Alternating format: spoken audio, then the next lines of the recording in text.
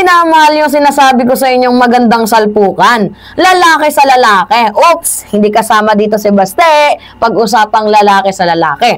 So now, talagang sinupalpal po ni House Minority Leader and Purpose Party List Representative Marcelino Libanan itong si Senator Robin Hood Padilla. Paano ba naman kasi? After ng issue, di ba, nabalitaan naman ninyo na itong kanyang staff, allegedly, di ba, ay gumagamit daw po ng MJ. So ngayon, itong staff na to, una, pinag-leave lang, and then eventually, biglang nag-resign. So, I don't know what is the reason why, kung bakit siya nag-resign, pero simula nung in-urge ni Minority Tito Soto, ito nga pong random drug testing sa lahat ng public officials, abay natakot ata siguro na mabisto na baka nga gumagamit or posibleng gumagamit, kaya ayun, nag-flew sa ibang bansa, I think, and then nag-resign na. Hindi ko nga alam bakit naging official yan ni Robin Padilla. Public officer ba? Ewan ko kung something na magtataka kayo. Ano bang alam ni Nadia Montenegro? 'Di ba? Sa pagiging tawag dito, public eclabush niya dito kay Senator Robin Hood Padilla. Anyway, going back sa ating topic, ito kasi 'yon. Okay. Ito yung sabi ni Robin, no? Yan, pakita muna natin. Okay. Sahin ko sa inyo, Robin Padilla 6th annual mandatory drug test for public official. So, after na uminit ang tensyon sa kanyang himpilan, sa kanyang opisina, abay, wow, ang kapal ng moks. Siya pa yung nag-amok ng mandatory drug testing daw sa lahat ng public official. Pero yung sarili mong opisina, hindi mo man lang inuna, 'di ba, sa mandatory drug testing na yan? Gago ka ba? May utak ka ba? Buwa ka ng enang shot ka. Kasi mga minamahal, nakakapikon.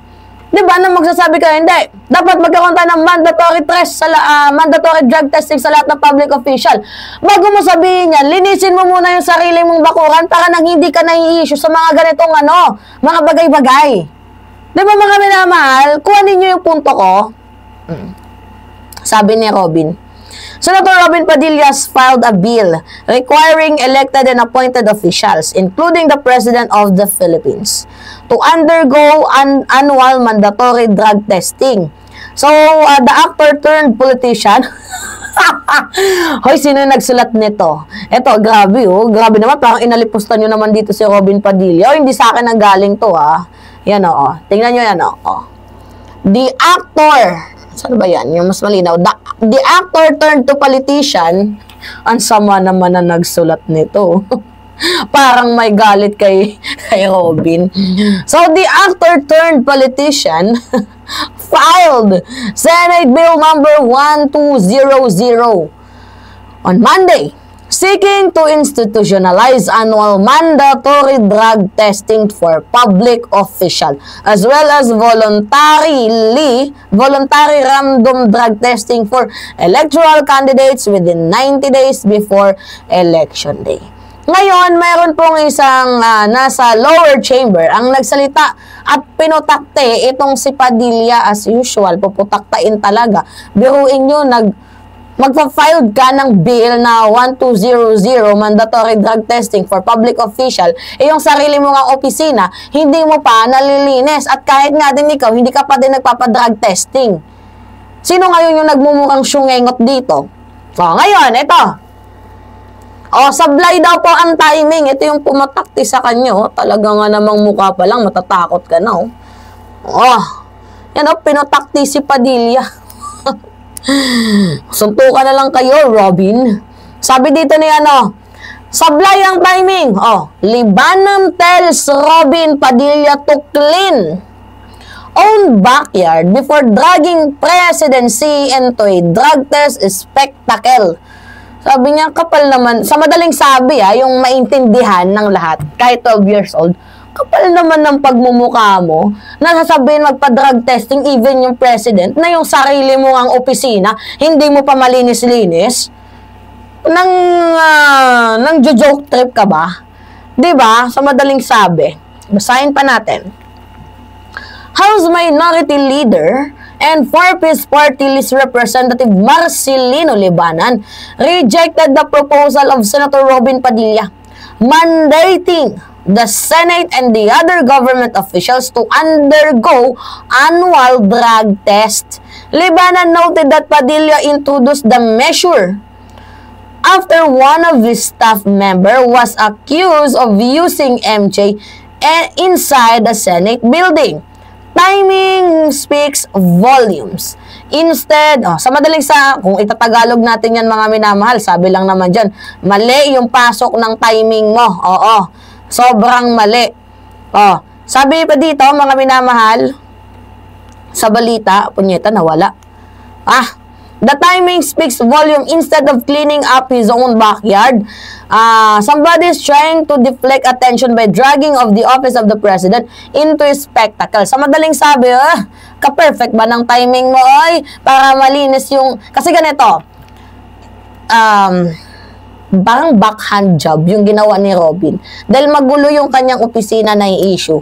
Ngayon, yung tono niya na bakit di na lang tayo magpa-mandatory drug testing sa lahat ng mga public official, even and including the president. Parang after ng issue doon sa kanyang, opisina na may nag-MJ, biglang rest back sa ating presidente, biglang tira, talaga nga namang apakatindi ni Robin. O sa madaling sabi, somebody is trying to deflect attention by dragging the office of the president, which is true. Diba, may issue kayo, dadamay mo yung presidente. Kung hindi ka ba naman kupal, may utak ka ba? Nag-iisip ka ba, boy? Ha? Libanan stressed that this opposition is not about shielding any individual, but about safeguarding the institution itself.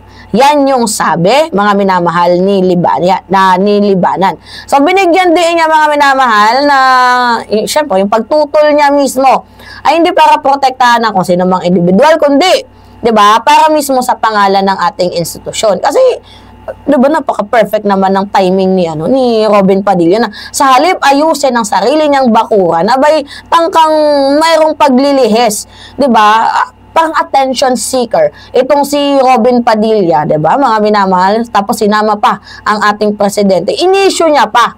Pero alam mo, Robin, kahit sino mang maupo bilang pangulo, nakaraan man yan, kasalukuyan o darating, ay dapat hindi isinasailalim sa kahiyang mapilitang magpa-drug test ang kahit na sino. Kasi kahit nga din kayo 'di ba? Kailangan pampilitin. So, pagpalagay na lang natin, mga minamahal, na kailangan siya. Actually, nagpa-drug test naman ang ating presidente. Which is parang gusto ninyo, pag nag-utos kayo, sundin agad ng ating Pangulo. O paano pag yung mga kaaway ng ating presidente, pag nag-utos, gusto nyo kainin agad ni PBBM yun, yung inutos nila? Hindi ba naman mga tanga? So, merong paglalagay ng proseso sa kahit na sino. Diba? Merong pwedeng magtanggi sila, pwedeng umuo. So, dapat, hindi ka masyadong parang above the law yung tingin mo sa sarili mo Diba? So, anyway, meron din ditong paliwanag si Libanan. Sabi ni Libanan, the lawmaker noted that the Constitution already set clear qualification for the presidency, ensuring that those with proven competence, judgment, and moral fitness can hold the post. Our democratic institution, particularly Congress, must preserve the dignity. Naintindihan kayo ni Robin yun? Must preserve the dignity of the presidency regardless of who occupies it. Undermining that dignity weakens public trust and destabilize the system we are sworn to protect. Yan po yung kanyang pino-point out, mga minamahal. In Tagalog, ang ating demokratikong institusyon, particular ang Kongreso, yan, Tagalog na tayo, Robin, ay dapat iniingatan ng mga dignidad. Diba? Lalo na kung sino man ang nakaupong Pangulo. Kahit sino pang nakaupo rito, ang pagpapahina sa dignidad, diba, mga minamahal nito, ay pagpapahina na rin sa tiwala ng taong bayan na nagdudulot ng destabilization, pag-aaklas sa sistemang ipinangako nating protektahan, which is din naman naintindihan yun ni Robin Padilla. So, anyway, nag-content tayo para clarification sa lahat. Alam mo, Robin, bakit di mo na lang linisin yung sarili mong bakuran and after mong malinis yan, saka ka kumuda? Yun lang. Alright, mga minamahal kayo, ano yung masasabi ninyo? Anyway, it's me again, Alicia nyo, at nagbabalik muli para sa ating panibagong video. Yun lamang po at ingat, mga kababayan.